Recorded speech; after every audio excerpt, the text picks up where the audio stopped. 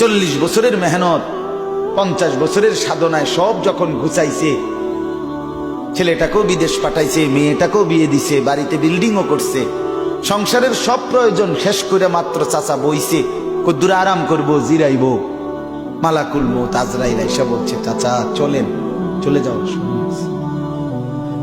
চলেন চাচা।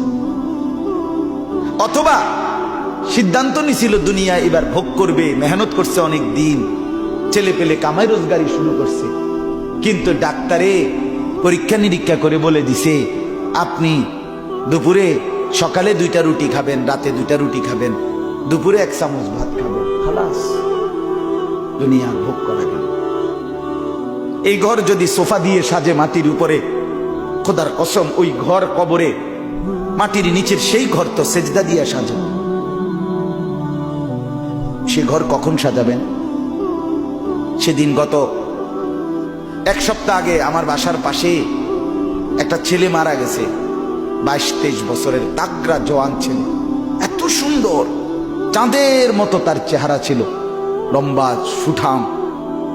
রাত্রে 11:30 বাজে, সে ঘরে ছিল, শুয়েছিল ঘরে, কি কারণে উঠছে? কোনো প্রয়োজনে 11:30 বাজে সিএনজি করে কোথাও যাচ্ছে, কাভার্ড ভ্যান বা কি যেন বাড়ি দিছে রাস্তায়, এই সিএনজিতে সে সাথে সাথে মারা গেছে। ছেলেটা একটা প্রাইভেট ইউনিভার্সিটিতে পড়তো, নামাজি ছেলে ছিল। পরের দিন জোহরের নামাজের পরে জানাজা হয়েছে, আমি তার জানাজা পড়ছি, ছিলাম। তো আমি বললাম, আমার এখনো ছেলেটার কথা মনে পড়ে, যে গতকালকে রাত্রেও তো এই ছেলেটাকে তার ঘরে তার মা লেফ কম্বল, এই ঠান্ডা শীতের মধ্যে লেফ কম্বল দিয়ে দিছে, কিন্তু আজকে যে তাকে কবরে রাখবে, আজ রাত তাকে কবরে লেফ কম্বল কে দিবে? যুবক ভাই বলো তো, মাটির উপরে যদি এত ঠান্ডা, আমাদের প্রত্যেকের গায়ে জাম্পার আছে, সোয়েটার আছে, কোট আছে, রুমাল আছে, মাফলার আছে, জ্যাকেট আছে, চাদর আছে, পায়ে মোজা আছে, এরপরেও কি পরিমাণ ঠান্ডা লাগতেছে। দোস্ত আমার, কবরে, সেই অন্ধকার কবরে মাটির নিচে কি পরিমাণ ঠান্ডা। ওই ভাই বলো না, এই ছেলেরা, তোমরা যারা আজকে 1 ওয়াক্ত নামাজ পড়ো নাই, আজ যদি রাত তোমার মৃত্যু হয়, তুমি কবরে থাকবা কেন?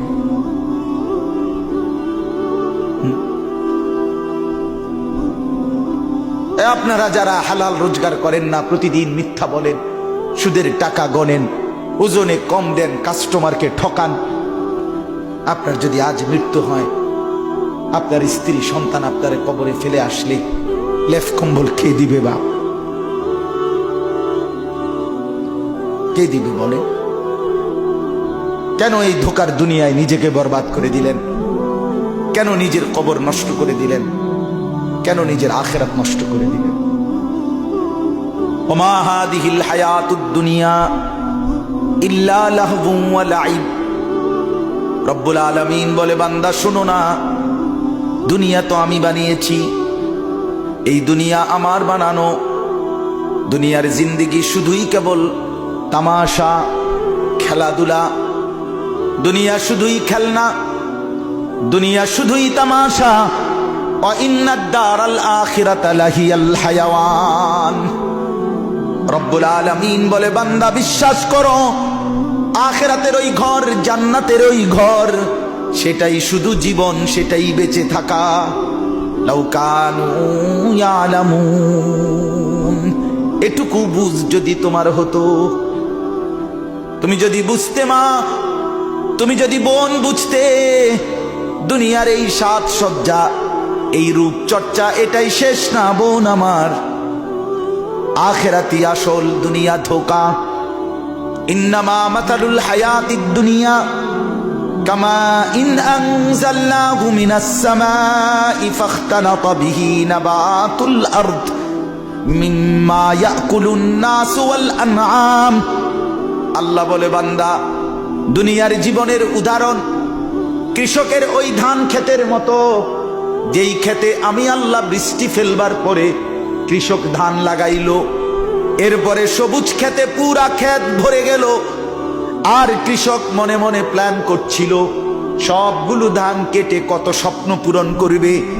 কিন্তু এরই মুহূর্তে আমি আল্লাহ আতাহা আমরুনা লাইলান আও নাহারা, কোন এক রাতে কিংবা দিনে প্রচন্ড মুষলধারে বৃষ্টি কিংবা ঝড়ো বাতাস কিংবা কোনো পোকামাকড় দিয়ে আমি সেই ক্ষেত এক নিমিষেই সমান করে দিলাম, একবারে নিশ্চিহ্ন করে দিলাম। ফাজালনাহা হাসিদান কাআল্লাম তাগনা বিল আমস, এমন ভাবে নিশ্চিহ্ন করে দিলাম মনে হচ্ছিল যেন গতকালকে এখানে কোনো গাছ ছিল না। দুনিয়া মন, দুনিয়া মন। 40 বছরের মেহনত, 50 বছরের সাধনায় সব যখন ঘুচাইছে, ছেলেটাকেও বিদেশ পাঠাইছে, মেয়েটাকেও বিয়ে দিছে, বাড়িতে বিল্ডিংও করছে, সংসারের সব প্রয়োজন শেষ করে মাত্র চাচা বইছে, কদ্দুর আরাম করবো, জিরাইব, মালাকুল মউত আজরাইল এসে বলছে চাচা চলেন, চলে যাওয়ার সময় হয়েছে, চলেন চাচা। অথবা সিদ্ধান্ত নিছিল দুনিয়া এবার ভোগ করবে, মেহনত করছে অনেক দিন, ছেলে পেলে কামাই রোজগারি শুরু করছে, কিন্তু ডাক্তারে পরীক্ষা নিরীক্ষা করে বলে দিছে আপনি দুপুরে সকালে 2টা রুটি খাবেন, রাতে 2টা রুটি খাবেন, দুপুরে 1 চামচ ভাত খাবেন, খালাস, দুনিয়া ভোগ করা গেল। এমন না বাপ?